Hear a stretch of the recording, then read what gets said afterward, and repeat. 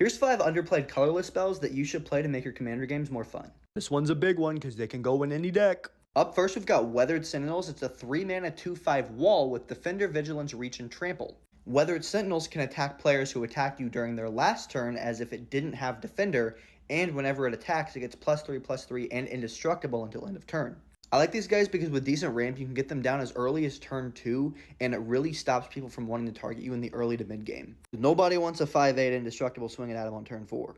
Up next is Temporal Aperture, and for 2 mana you get an artifact that says, for 5 mana and tap, shuffle your library and reveal the top card until end of turn. As long as that card remains on top of your library, you may play the card as though it were in your hand without paying its casting cost. This is one of those gambling cards, and if you know me, you know I like the gambling cards. 5 colorless mana to play the top card of your library as long as you don't shuffle. You could pull something like this for just 5 mana, or you just really overpaid for a Soul Ring. Gambling is so fun.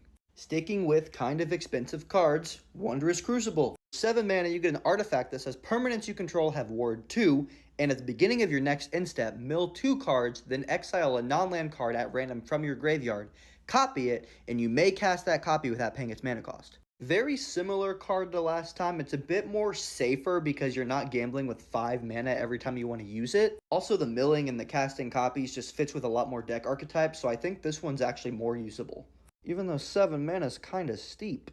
Next up is Uba Mask, and for 4 mana you get an artifact that says if a player would draw a card, that player exiles that card face up instead. Each player may play lands and cast spells from among those cards they exiled with this artifact this turn. This card kind of just shuts down decks that care about drawing cards or having a hand size. This definitely isn't a card you want to put in a lot of your decks though, because it also affects you, so you have to keep that in mind as well. Honorable mention goes to Time Sifter. For 5 mana, you get an artifact that says at the beginning of each player's upkeep, every player removes the top card of their library from the game. The player who removed the card with the highest CMC takes an extra turn after this one. If 2 players are tied, the tied players repeat the process. This is a fun chaos card. You run this card for when you want to have fun, and that's it. Because even if you're trying to cheat out the extra turns with only running Eldrazi, you just exiled your Eldrazi. Let me know how you break this card in the comments. Last up, we got Angel's Trumpet. For 3 mana, you get an artifact that gives all creatures vigilance, and at the end of each player's turn, tap all artifacts that they control that did not attack, and Angel's Trumpet deals 1 damage to them for each creature that was tapped this way. This kind of just goads everything, almost. It also shuts down strategies of people needing a lot of creatures, because everyone's creatures are untapped as long as they attacked, so if you're swinging token fodder into a deck, they're just going to die.